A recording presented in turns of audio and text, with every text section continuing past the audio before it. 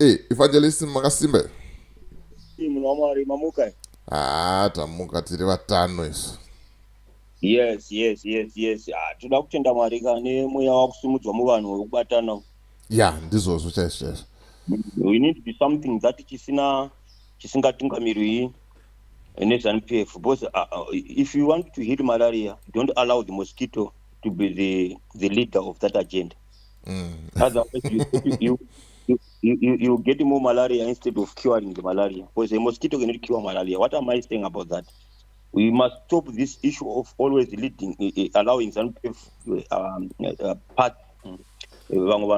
functions to lead us to our democracy, because we won't get more democracy, but we will be getting more kudzvanyirirwa zvakanyanya. And uchaona kuti 2017 we allowed the other part of ZANU-PF to lead the country for the a new Zimbabwe, but look what we are now. We are crying more than the way we're crying. Saka ZANU-PF is like a mosquito. They cannot cure malaria because are the ones, the problems that we are having now. 90% of our problems, yes, maybe 10% is very around my opposition up and up, but 90% of our problems in the country, they are from them. Ndiwo vaisenzezvo. Saka what am I saying? Saka toda kutenda Mwari zvakanyanya nemweya waMwari kudirwa muvanhu kuramba vachibatana zvisinei ZANU-PF mukati, so that we can chinhu choita chivanhu vanhu vocontrol. But there are things that I just want to mention. Chandiri kunzwa kuti especially vama-leaders atanga kusimuka vakaita sana vana biti vana Job Scala zvangu handine nhaka nyaya yekuti tingati ane history tended zvokuti tingati pamwe Job Scala is being used, but vakaita sana biti they were there pafoundation ye2030. Unfortunately vakanonoka kuonera chikadhi chavanhu naID kwavaichironga vachisapota chavanhu vachiti chamisa kuti asapinda panyanga. So what am I saying? I'm not saying hatisi kuvada, no. What I'm saying is kuti they must be honest, DJ Wally. And how do you become honest? They must be honest, they must be truthful, they must first apologize. And they think, no, gentlemen, we are sorry for what happened soon after 2023 election. Mistakes forgive us that. They must not put the bones under the carpet. But so far ukatarisa ukaona uchaona kuti kana ukaita nyaya yavo, ndaiona nezuro nchiteera pakatanga anonzi uyu ari kuMDC akatanga kuve chavangu kutanga, but damage yake Douglas Monzora, yeah. I was listening his podcast yaitika na Nkoma Gerald. People were not convinced with him. The message was right, but the person behind the message, people were vane madoubts. Saka izvozvo zvinoda kukliwa. Problem yakaita Manzora, he got that platform, instead of apologizing, he was defending himself achiti ndaingosvibiswa. But yet everyone knows what really happened with that guy. He was the first kuti chavangu azouya achitazvivindi, because ndivo vakava nhangaro nyaya. Saka what am I saying? They must first apologize, be truthful to themselves, to the people of Zimbabwe.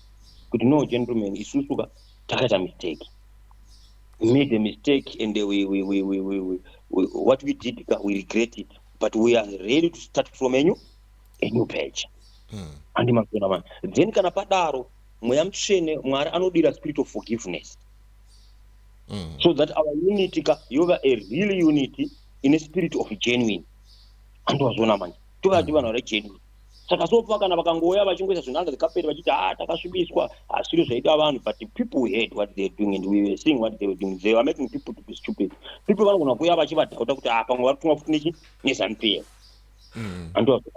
So the need, very honest, our leaders ndivo vanovadhileya kuti nyika yedu isunungurwe naMwari, both from opposition and both from ZANU-PF. Vacho vari kuZANU-PF were not in support of 2030. Ndo vangu vadhila because havana spirit of honesty, DJ, havana spirit of truthfulness. Vakata mudharageza nyaya yake ndedzobudirira, inyaya yandiri kutaura iyoyi. Havana mweya wechokwadi nemweya wetruthfulness, wekuti havana kuda kumira pachokwadi. Vanoda kuuya kushandisa futi vanhu game number 2 cha2017 kuti chidzoke muna 2025. Unfortunately, as I always say, this time God is not going to allow any deceptive spirit kuti nyika yedu isungurwe, because God wants to fix the problem of Zimbabwe once and for all. Zvekuti kune vamwe vanhu vanodhauta kuti Mwari hakuna Mwari ari kugana achitambura tikusafa, haani kusanzwisisa, because panyaya yamwari takafanana nazvo chikoroka unozvati mufomfopa kana unadzidzisa munhu ari mufomfopa ti brain dzake ndedze-great seven. That same as the spiritual world. Spiritual world tine vamwe vanhu vane kunzwisisa kushoma kwekuti kunzwisisa ikoko kwaari anotofunga kuti anoziva. When it comes to God, we are like vessels. Mavessels ndinotaura zvinhu zvinochereswa mvura, like a cup, like a drum, like chigubhu. Andowazvona tepu ukaivhurira mvura ukaenda nekapu yako inozara zvive kuti mvura yapera mutepu. Vessel yoenda yazara. That's how we are. The longer you take the drum re 250 rinotorawo time kuzarawo mvura yacho, inotora time kuicherera drum rinobhozi rakakura. So what am I saying? Kana tichienda kuna Mwari tiri empty vessel. Tinozadzwa musoro medu knowledge yaMwari according nenzara yatinayo nokuda kunzwisisa kwatinako. That's how it makes us to understand God.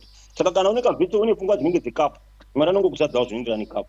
And you think kuti zvauri kufunga izvozvo ndo zvakaita Mwari. God, he created the world without anybody else. And for 6 days Mwari angapedza, 7 days everything was good. Zvinhu zvaMwari zvakatanga kukanyika pakatanga kusikwa munhu. Saka hapana, saka tile nyika yedu tichazobatana maleaders edu dijehori. Tine maleaders asiri honest. 90% of all leaders in Zimbabwe, they are not honest. We have people who are very selfish. We have people who love man more than the love of the people. We have people who are very deceptive. Vanoda kunyengera. Andozvona man. For power. Tine vanhu vanoda power. We need to kuve nevanhu. This is the difference iripo generation yedu ya 2025 negeneration yenguva yehondo. Nguva yehondo with leaders vanga vari genuine feshe vakatanga hondo, who loved the country more than anything. Some of them, they knew they were going to die in the war. Havana kuti tinonofira chii, vakaenda vakanofira kuhondo. But pane generation yakazouya from 1975 ukateerera mudhara waite.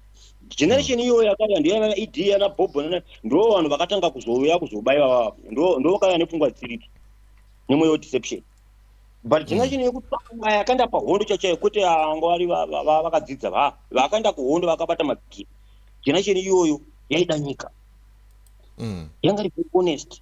That's why God had posed the spirit of unity to them, because they didn't care about what they will benefit, what they will get, or they will be alive, or they will be dead. Tine vamwe vafamilies na DJ all nas vana vava vana kutesa mabhedha vana zvitupa vana chii vabereki vavo vakafira kuhondo vari kutambura. Because that generation ine vanhu vanga vane chido nenyika, vanhu vanga vari honest kuti we are fighting this for Zimbabweans. I would rather die. This is the problem that generation yatinayo. Generation yedu iriko mazuva izere neselfishness, especially maleaders era vanokuda power. Saka if we know toda kunamata Mwari atitirewo nyasha, maleaders aya abuda opposition. This is another opportunity that God have given them to rebound them. Vakata sana biti ava vanga vasvibiswa, vakata sana Douglas Manzoro, vakata sana vanalinda Matsarita kana vachipinda ngavapinde. This is another opportunity Mwari avapa to redeem themselves. That's honest. Once and for all, vambomira uzokuya vachinyepedza vari maspies amupepo, so that we can have a purpose of unity. MaZimbabweans vanhu, they are ready to fight this thing yet on, but vari kushayiwa a leader who is honest. And also a leader who is honest, who is standing the gap for the people. Asikuda kushandisa vanhu kuti ave nepamusoro, aende pamusoro. You understand what I'm saying? Saka we need the leaders, they must have the spirit of honesty so that they can be forgiven. Then kana vaya spirit of honesty, Mwari achadira moyo forgive each other for our past mistakes. Others ones and pay for our honesty, we forgive them for what they have done for the country. Then we start to build this thing. Because chokwani chekuti 2030 agenda ikauya, wese nemunhu aripo ari benefit izvozvo, they will never going to benefit. DJ unoziva here kuti nyaya yekushaya vision, nyaya yekushaya wisdom vanhu vazhinji. Vanachiwenga 2017, 2018, they helped ED. Vanasanyata vataura kuti ZANU-PF ichatonga kusvika madhungamira nyanga. Sanyata papa yanga asingavi ZANU-PF achireva ED. Airevera kuti ZANU-PF ichatonga kusvika madhungamira nyanga achireva kuti Chiwenga ndiye anenge apa nyanga. That was their agenda. Vaifunga kuti ED achangomupa. Ndisaka vaikomba kuti ZANU-PF ichatenga, because vaifunga kuti ED achaona gentleman's agreement, Chiwenga wadi opinda. But what am I saying? These people vanakura vaonera. Right now they are regretting kuti dei vakaziva ndo zviripo 2028 dei vasina kushuta vanhu. Yes. Dei vakala democratic process ikaitika, majenerali mamwe manhu asi akafa kana perisi vari vapenyu, vanasunzumwa vari vapenyu. But havana kuchionera. izvozvi 2022 kuti dai vasina kutendera rigging here, that was the opportunity yavangapa kusina mwari kuti masoldiers were supposed to have to defend constitution yeZimbabwe vachialawa munhu awina kuti atonge maelection. Nanhasi vangade vasina hondo yese yavari kurwai. But they thought kuti naED vari pamwe chete. What am I saying? Kune vanhu nhasi vari kuti 2030 ED achitonga vachiimba muparliament. Soon after ED awana nyaya iyoyo vachata vana Sibusiso Moyo. Who killed them? ED will stand them. He will never love them. ED is just using them. Yes. So that again what he wants, like what he used other people kumashuro. People they must slay. That guy Aripanyanga will eat this Canada. They don't love anyone. They are not loyal to anyone. They are loyal to two things: to man and power. Indigenous Uganda, they are loyal to man and power. Not to anything. When Achuenga, they thought it is loyal to them. But it's because we find out, no, it is not loyal to anyone. It's loyal to man and power. That's the only two things that it is loyal to. Saka vaitwa 2030 vachimba chunga kuti pamwe vanenge vanaye vana muchango vachizhinya chunga kuti vamwe vachadai don't worry kana varada kuzozviona. So people understand God is trying to save even themselves. Because what is coming 2020 kana ya kingdom ka zvese zvati kutaura zvikona pane pasina tijeoni. Pane pasina. Vipi Chiwenga ngaazive kuti without genuine, without supporting the people, vipi wake hapana utopera, we are just taking uri mazuva kana une makore 2 or 3 unenge usipo. You cannot be VP when you are having such a country like this. Saka, we need the spirit of unity. And it is then Malika said have any love of the country, not the love of not the love of agenda. By now, they must stop that. Yes.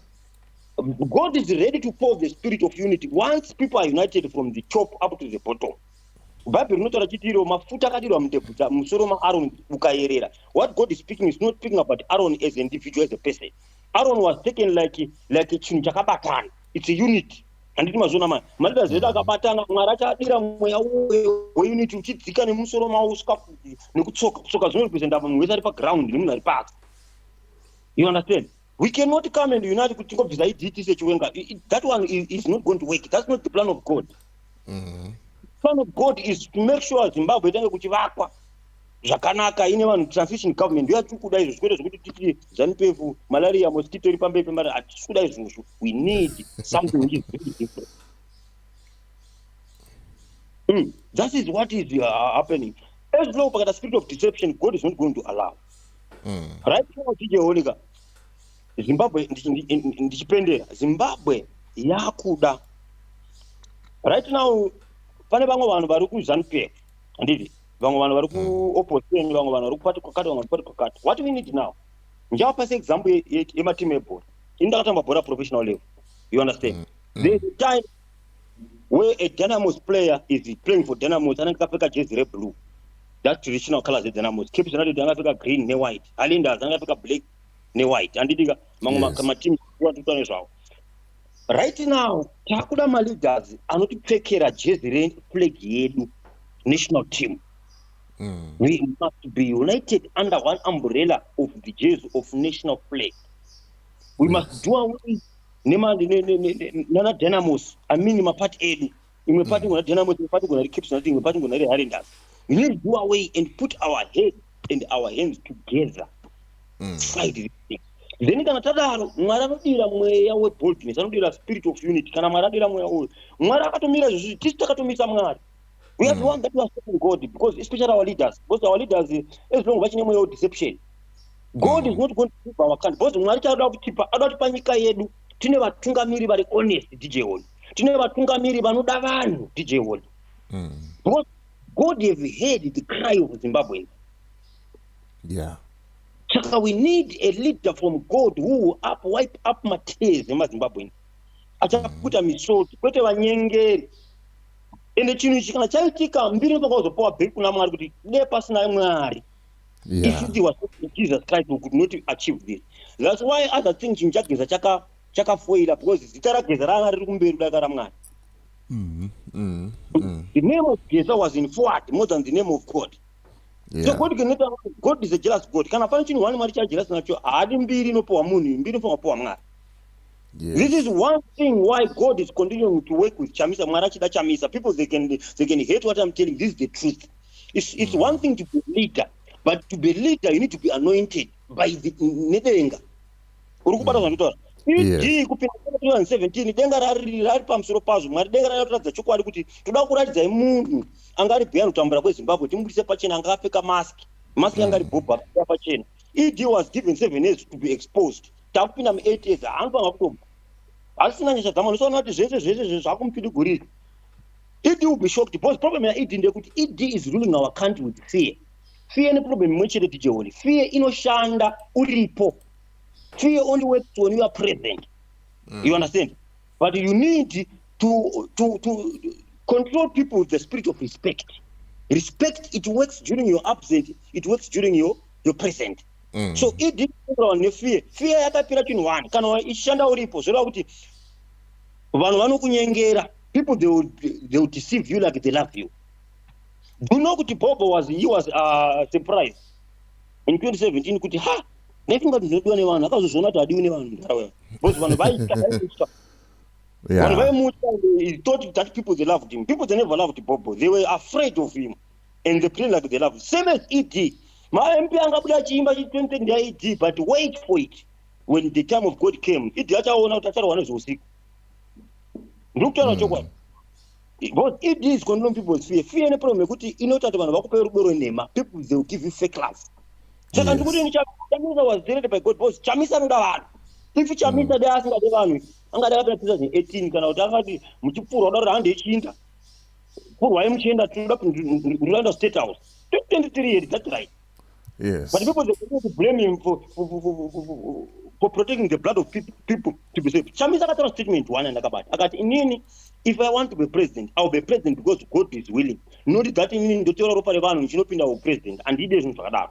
Look what happened to Mozambique, that guy opposite vanhu vanga vakaurawa. Lots of people there. And after that, what did he do with the guy? Akanojoina hands nevavengi chichocho. All those who died, they died for nothing. Because zvavairamba zvacho ndo zvakazongoitika. Yeah. Saka isusu we need to thank God that we have got a good opposition anenge akatarisa Chamisa akarizwa naMwari pa right time. We didn't want the blood of Zimbabwe to be spilled. Chamisa is not a selfish leader. Chamisa loves these people. He loves Mazimbabwe, but Mazimbabwe vanonge weakness. That's exactly a leader God does need. The only person anoenda patsironi paya akapinda patsironi akaveya akatungamira nyika yedu achibatsirwa nevamwe vanhu vachibatsirana but iye ane 100% power. Anogona kusaita an eye for an eye. Anogona kuve nemweya wekuregerera. It's Chamisa. He can do that. Anogona nemweya. Is the guy anogona kushanda najina chune. Is the guy anogona kushanda nevanhu vese vamwe vakambomubata zvisiriso. Is the only guy that we have. Asina vandata aikuzoda kuve munhu anogona kushaidza. Izvi zvakuna munhu wese anongodherera munhu wese akaita weakness anogona attack. It's a sign izvozvo ane mweya unosvikirika. Everyone right now they are ready to call anything chavanoda kwaari. But vana kuna najina chwenga vanotya. Kuna naidi vanotya. But that guy, that one to us people who are spiritual, it's a revelation that ane mweya unosvikirika. Zvizvo vanhu vangomuattack. Nemunhu wese anongotaura ende hakuna paunozonzwa kuti munhu ataka Chamisa akazofa akazodii. No. That guy ane spirit of forgiveness, ane spirit of unity. Anoda zvinhu zviri genuine. Yeah. Vanageza vakamublema ngapinde panageza aipinda chirudzii iye asina kudamwa vanageza geza I never addressed vanhu patable. Ndonyaya akatati nemaovheti vakonana.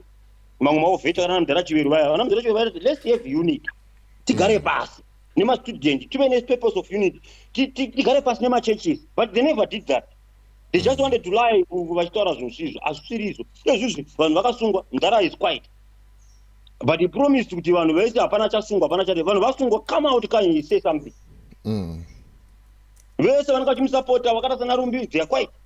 Yeah. Vakungoti maleaders asvika vanadini vangobhizi kuuya vakusapotana nemaopposition aripo. But this opposition again they need to have the spirit of honesty. Ngavave truthful. Ngavataure chokwadi kuti forgive us what we have done ABCD.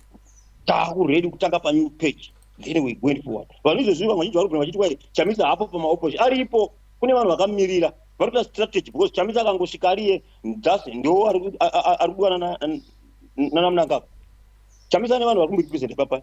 timber varipo, they are representing him on behalf of him. So we need to start to have something. Then when time is right, he will talk. I'm very pleased to have that guy, because the guy akaratidza kuti haasi hungry for power like people want this to say. They are hungry for power, they vanhu vakafa akavaraisa vanhu akapinda papower. He had every right. People 2020 they were ready to defend my region. Uchambe vakati one way zvosungoti pinda mufiti. Mwana unopinda mufiti vachirova vachingoenda vachenda. But the guy decided he is looking for the peaceful ways. But the people, they just want to just with it. Because munhu ari panyanga baba tinodzirana Satani, he kills that guy anouraya. He kills. It is not afraid to kill for the sake of power, because it is loyal to power, it is loyal to man. Because the power, it gives him a lot of benefits. Power, mari, zvese. We are fighting a beast that is using 3 pillars to remain in power. Beast yana idines ganan. They are using spiritual ways to stay in power. They are using physical ways to stay in power. They are using yangataro pesira physical ways. They are using financial ways to stay in power. But kuma rituals variko. So we are dealing with something that is very wicked. People, they must be away. Marivanayo. Physicality futi papower kuti ukada zvakati physical vanotokwadza anozvitaura avapepedza tatora nyaya yagamba ngwari kuti kwainyi nyoka mabhunga Zimbabwe exactly ndo zvikudiwa neZANU-PF vakaya Zimbabwe vanomba poison ka1 avambomisi. Yes. Iwo uri kunzwa kuti taura akapuwa poison ndopa kuti mabhunyu ngaende kuZimbabwe. Ngagare zvinoagare kuZimbabwe so agare kuSouth Africa ikoko. Yeah, it's not none. Ari safe. It's not much greater kusvika zvinhu zvabva. Chokwadi izvozvo. Gamba ako uya ada kurohwa uya kana nyika kana kada anoda kutsvagwa urohwa. Seriously anofanwa mborohwa. Because tichiona hapana anofunga takangwara iye akapusa. Yeah, chokwadi. Uya anoda kurohwa. Kutara kwapana vemazuva vakata sema tichiona kuti anoda kuma ndozvanoda kuitwa. Yeah, this was. Akakwatuwa because first akamborwa zvimusoro omboita zvakanaka because breath dzake dzakadhaka. Yeah, vakashata. Saka maita basa DJ. Totenda evangelist. Saka izvozvo zviri kunamatira kuti spirit of unity ndiyo iri kudiwa because no kingdom divided itself shall stand. Tikasadivide. Kana takadivide so we cannot stand. Even the kingdom of God ikadivide haikwanisi kumira. ZANU-PF yatiri kuapproacha it's a sign that God is behind what is happening in ZANU-PF. It's not united. Yakatodambuka zvisingatoi. Vamwe vanhu idhivai navo vafungati vanomuda ka havamudi because ifear chete. You understand? ZANU-PF is at its weakest point as we talk now. Yeah, just the front line of Zimbabweans vakanyanya kubatana zvakanaka. Hazvimbotori kana 2 months kuti Kubvisa idhine zvakanaka. Vanosora vachizatiza vese because they are not united. They are at its weakest point as we speak now. Hapana nobatana because vazhinji they are very not happy with that 2030 agenda yacho. Nevamwe vanhu vati madhungu asvika amira nyanga taimona vanhu vakuombera nezviro muparamende isanyatwa. Inyaya yekuti vakazozoona kuti chiwenga vaifunga tachasirwa hasi kusirwa.